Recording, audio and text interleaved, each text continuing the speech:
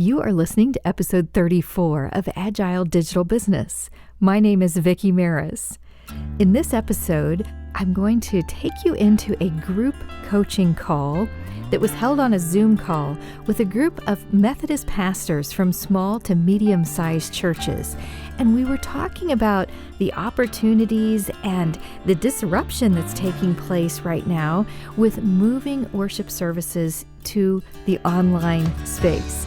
Many of them are using Facebook Lives, others are doing pre-recorded worship services, and others are earlier on the journey of moving worship services to an online environment. I have had a high level of interest in social media engagement, social media marketing, video marketing for quite a long time. I use those tools in the marketing of our music business and of my farm business, and have written about it in an ebook, and I've taught the subject in the executive education classroom. I've enjoyed leading sessions at conferences. I love to attend conferences on this subject and listen to podcasts about it. It really feels like a blessing that all of those experiences have come together and that I have been able to have this opportunity to share with these pastors who are really interested to learn more about how to engage with their participants in an online environment and how to market the fact that worship services have moved online. This episode is brought to you by my group coaching. I have a 3-session group coming up at the end of the month that is designed as an introduction to live streaming and social media engagement. I'll lead a discussion and training in 3 different 75-minute sessions.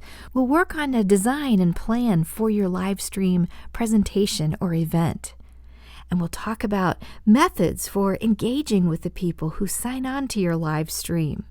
We'll also work on the development of a plan for promoting your live stream event, thinking about both paid and free forms of promotion for your upcoming live event. You can find this group coaching and others, as well as one of my self-study courses on how to design a course and DIY the recording of your direct-to-camera videos, all available at mastermind.com. If you would like more details about my group coaching, about the self-study course, or about one-on-one coaching, please visit my website, vickiemaris.com/coaching. All right, are you ready? Let's get right into the coaching call. It's great to see your faces or to see your names if you're signing in via phone. I have been taking a lot of notes as I have been looking at some of your pages and some of the work you've been doing online. And since the church where I normally play they had been doing a pre-recorded service, so that freed me up on Sunday mornings to go play music with Scott and to help Pastor Sherry with the live broadcast. So I have some perspectives to share with you from the past few weeks of our experiences, as well as I've been studying and teaching, but studying social media since about 2007. So when you start breaking social media down, for instance, if I go every spring to the Social Media Marketing World Conference, which now attracts, I think, somewhere around 3,000 people. So just to give you an idea, those 3,000 people break up into subsets of very focused social media expertise. So there will be people that are strictly studying and doing podcasting. There will be people that are strictly focused on doing Facebook advertising, period. They don't do the organic post. Their niche is Facebook advertising.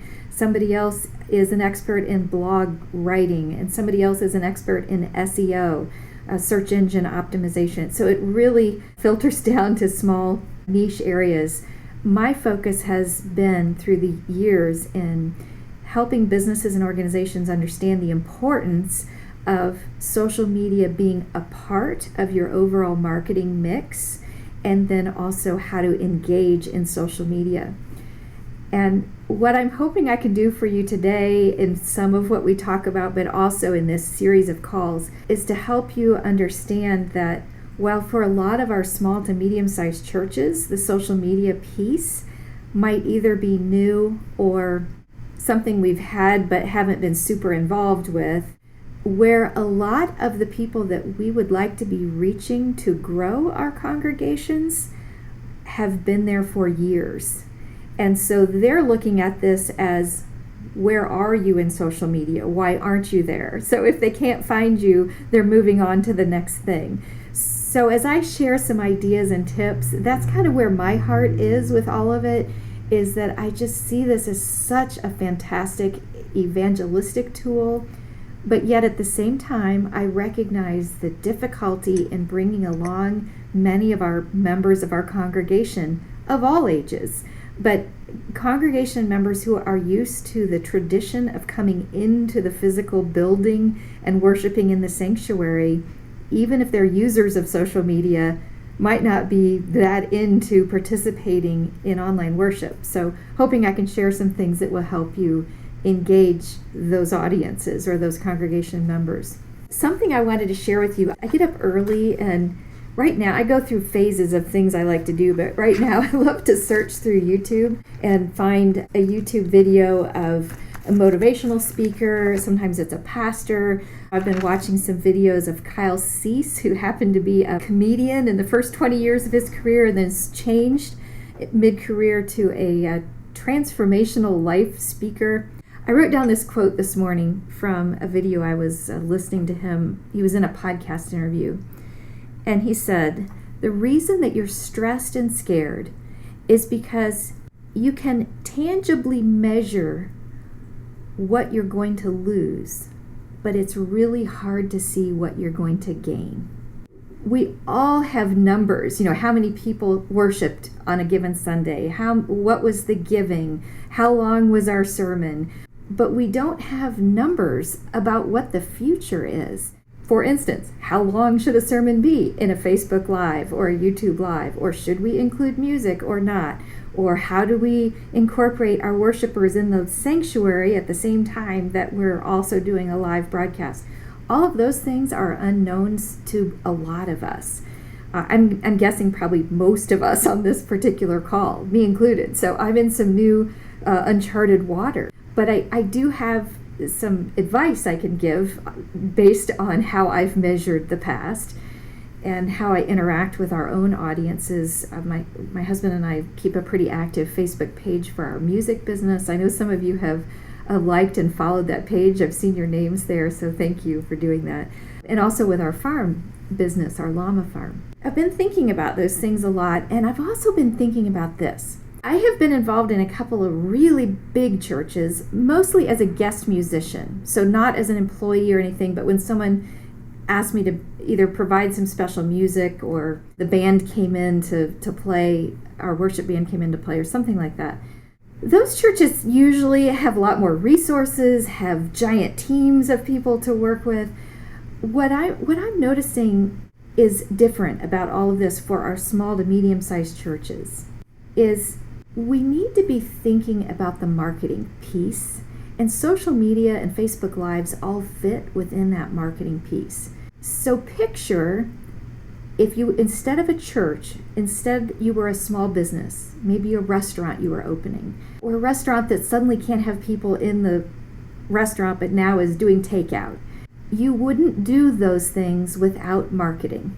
It's a natural piece. It's the only way to get your customers there, really, is to let them know about it. So I do encourage you to think about this as a necessary piece to keep the church alive, COVID-19 or not.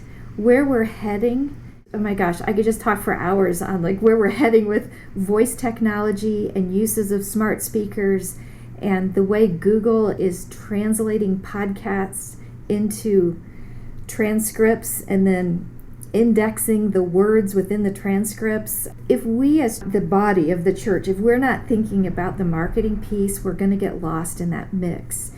And the social media piece, the Facebook Lives, are just so important going forward, even as we heal from the pandemic and get to be together again. I've made a few notes about the topics that John and I talked about because I didn't want to miss something. So let's talk first about your social media presence and how that can align or parallel with what you're doing with your, I'm going to call it Facebook Live. I'll just use that as a generic term, but it might be a YouTube Live, it might be a Zoom call, however it is you're doing your live worship. You want to have a presence in social media. It's a natural assumption that you have a website. That's a given, and I'm assuming that you all have a website. If someone does a search in that search bar on Facebook and they don't easily come up with your church's name, or your name as the pastor, or maybe your lead musician or some other people that have lead roles in your church, they just move on to the next thing. They just assume you're not active in today's culture. So having a presence, I highly recommend, yes, a website, that's a given, and one that looks like it's been touched at least, once every few weeks. You could put some sort of a message across the front of your website that says something that's about this month. Maybe something about how you are meeting. Are you gathering back in your congregation in the sanctuary today, or are you meeting online? But some kind of a banner, something that says to the passerby that this website's been looked at recently. With your Facebook presence, I recommend that you have a post there at least once a day. Now, I'm going to be the first to say, I'm guilty of, if I don't schedule posts like what Adrienne mentioned, that really is helpful to schedule them ahead. When I sit down and do scheduling, I usually like to use, I've got an account with Hootsuite, which is a tool that you can use for scheduling to Facebook, to Twitter, to LinkedIn. And there are other tools similar to Hootsuite. It's not the only one out there. Hoot, like an owl, Hootsuite, and then Suite, Suite. A lot of these kind of services will have a free level of service that you can sign up for. I think Hootsuite still has a free level. And then I think as you add level of service, then you have to pay a monthly or an annual subscription. I used the free service for years. I finally went to a pro level service I wanted some of the other tools that were available. But that's a great way to schedule. And you also can they have an app, the Hootsuite app, you can download to your phone. So then you can even do your scheduling from your phone wherever you are. You don't have to be at your computer, so that's kind of handy. Daily posts, they could range from a text post, a little graphic that you've created, a short little video, a Facebook Live. Facebook Lives don't have to be the whole worship service. I've heard a couple of you mention like midweek devotionals and that kind of thing. The behind the scenes, Doug, that you mentioned where you took people through your landscaping. People love that stuff. Love it. And one thing that I cannot emphasize enough, and I teach this over and over in the various classes that I teach, is to never make an assumption that because you've posted something that people that follow your page have seen it. Facebook only will extend your post to somewhere between, and this number or this range varies. The last one I've heard, I haven't looked it up recently, was between 4 to 11% of the people who have clicked like on your page. That's not very many. So if you've got 100 people that like your page, then 4 to 11 of them will get the post on their personal profile. And even then, they're only going to see it if they happen to be scrolling through Facebook around the time that you've posted. So that's the reason why it's okay to post frequently. It's fine to use the same post. I often will change the wording just a little bit or change a graphic just a little bit to make it look new. But don't sweat over that. If you end up just sharing the same thing, let's say it's your quote of the week. Share that quote of the week every day. Schedule it. You might schedule it at 8 a.m. for Monday, 10 a.m. for Tuesday, noon for Wednesday, 3 p.m. for Thursday. Find different times of the day to schedule your quote of the week. That takes care of having at least one new post on your page every day, but it's coming out at different times. And that's going to increase the likelihood that somebody who likes your page is going to see it. Another thing that I do with our music page especially is I ask people in the post to share it. I'll say something like, You could help the band spread the word about our next concert if you share this post on your personal profile to tell others about it. And it's amazing how that amps up the number of shares if you just literally come out and ask people. For our churches, our small to medium-sized churches where we have a number of congregational members who either haven't been active in Facebook or who just don't link Facebook to worship. That's just not what they've been thinking. So they maybe have used Facebook to look at photos of their grandkids, but they're not thinking about it in regards to church. A step that you can take, we've done this with just a couple people, but I have thought, man, if we could get like a team or a committee of people from the church here at Battleground to do this more broadly, we would gain viewers. That is to literally get on the phone with people or text message, but I would suggest a phone call and let them know. Call them on Wednesday or Thursday and say, we're going to be online at 10 o'clock on Sunday. And it's supportive of those of us who are conducting the worship if you join us and if you pray over us. And if you're not comfortable being online, then could you be praying over us at 10 o'clock? But if you are comfortable being online, here's how you can help us turn this into an evangelistic tool. Share it out, add a comment, click that like button as many times as you want, or the heart button because it sends the little likes and hearts, up the side of the screen. But tell people how to do it. That's a step I take on Sundays. Right ahead of the worship service starting, I will text message or call, but usually I text message several of my friends. Some of them are unchurched friends, but I've used it as an evangelistic tool. Instead of focusing on the church aspect of it, I'll say, Scott and I are going to be sharing some music at 10 o'clock in the Battleground United Methodist Church. We would appreciate your support. Would you join the live broadcast and comment and click the like and the heart?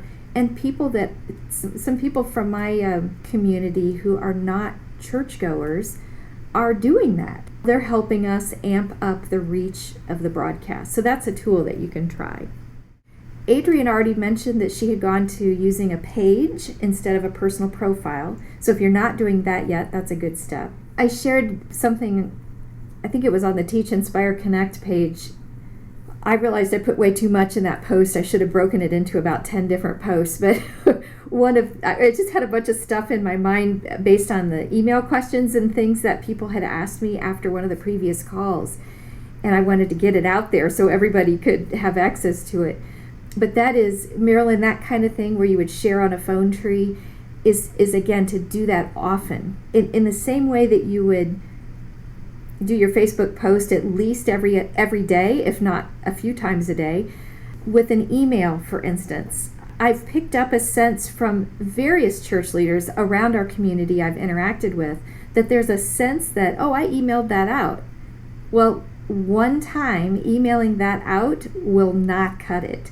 So if you do have an email list of your congregation members, literally every single time you email them, let's say you send a once a week email that says something about the upcoming sermon or the scripture that they could prepare reading, the PS of that email should say some instructions on how to get on the broadcast.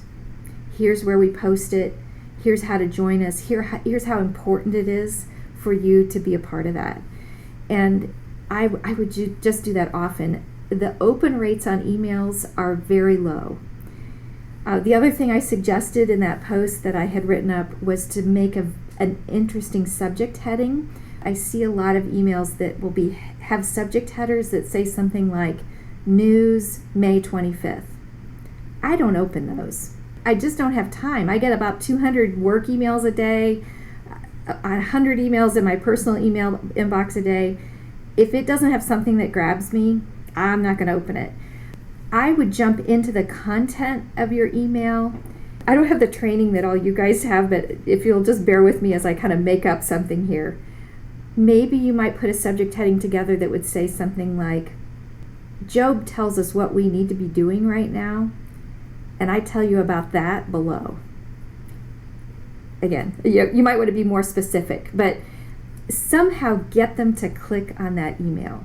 I think the one I mentioned was something about you're going to love this testimonial from one of our preschool families. Click the email.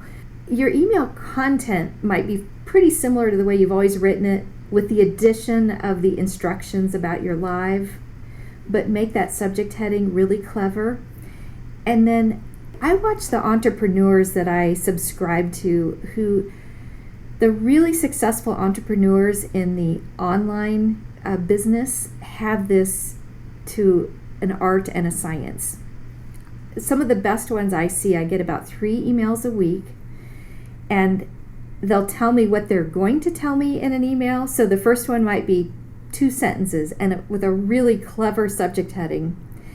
The middle one in the week might have more of the content. Maybe it's a webinar they're inviting me to or something. Then the one on Friday or Thursday, whatever day they send it, might say, "Have you read my email yet?" That might be like the subject heading. "Have you read my email yet?" And then you open it because you're so curious, and they'll say, please go back to the one I sent you on Wednesday. It has what you need to know. And I'm not saying they do that every week, but they're very clever about it. And then the other thing they do, and these can be scheduled. So if you use an email service, all email services have ways to schedule emails in the same way you can schedule social media posts. I want to put also a little sidebar that I'm not expecting you as pastors to do all of this, but you'll have people in your congregation who, where we formerly might have been recruiting a committee chair, recruit an email broadcast chair. I'm foreseeing a lot of different roles in our churches and in our volunteer teams than what we've had in the past. So I'm not trying to burden you with a bunch of extra work. I just am trying to share what can help get people to your live broadcasts. So when you do, let's say we're all doing a Facebook Live on Sunday morning, I would tell them how to access it in your midweek email. I would remind them on Thursday, Friday, or Saturday that we would like for them to join us on Sunday. I would schedule something to come out Sunday morning that reminds them at 8 o'clock that worship service starts at 10 or 11 or whatever time your service starts. I'll stop with that, but you get the idea. Telling them frequently, often, given the fact that we have such a low percentage of people opening emails or seeing Facebook posts or seeing tweets, seeing LinkedIn posts, you can say it over and over and over. At this point in the Zoom call, we segued over to talking about some specifics about your Facebook Live.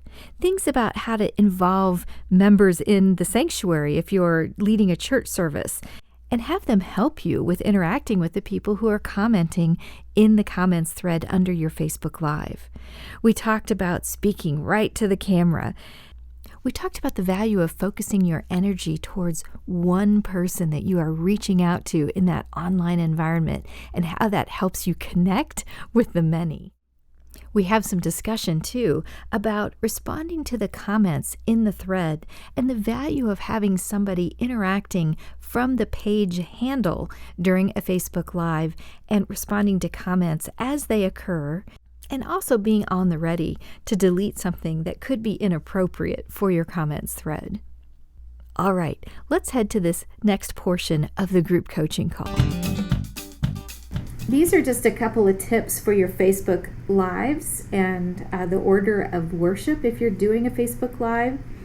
This is just a simple one that we can all do, and that is to look in the lens of your camera instead of looking at yourself on the screen.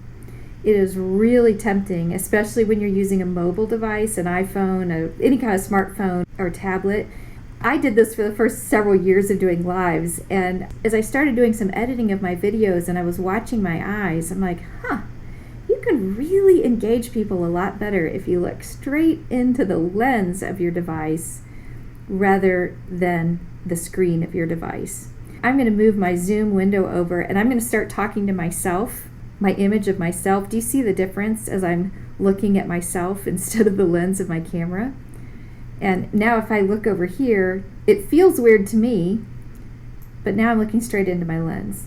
So one of the things I'll do, I usually squish up my Zoom window, so it's a really small thing, really close to the lens of my laptop. That's one way to kind of just keep your eyes focused. If you're on a mobile device, let's say if you're doing your sermon, if we're talking about a live during church, you're probably back far enough that you're going to look like you're looking at the lens. That is fine. We have had a conversation about what do we do once we have people in the sanctuary? Who do we look at? Well, that's interesting. I'm not sure that I have the exact correct answer for that, but the way I would do it personally, so I'm not saying this is the way you have to do it. Back to my point that I see so much value in the evangelistic nature of the Facebook Live and the way to grow our churches way beyond the 20 people, the 100 people that are in the sanctuary.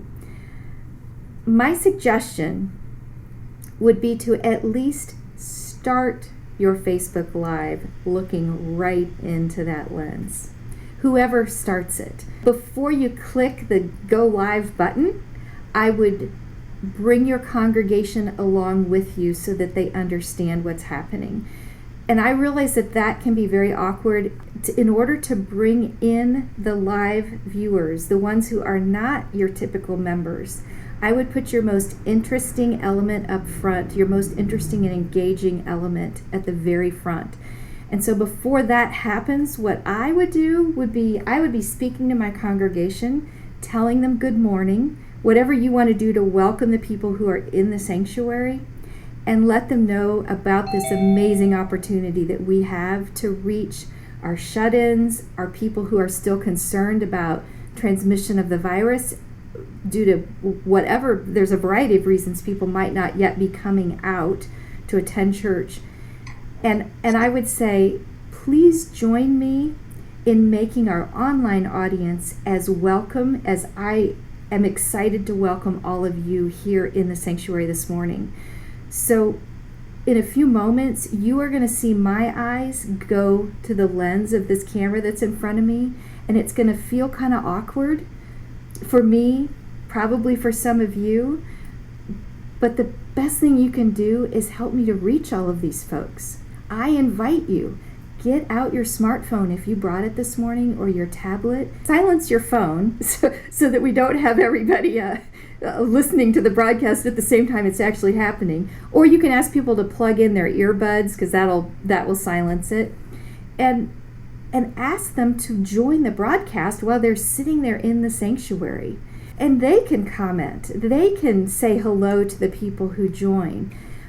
I'm feeling like if we engage them as a part of all of this, feel like, oh my gosh, I'm helping our pastor do this thing.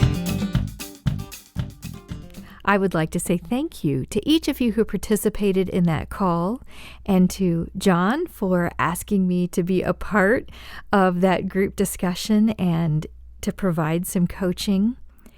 And I also want to thank you for listening to this episode of Agile Digital Business.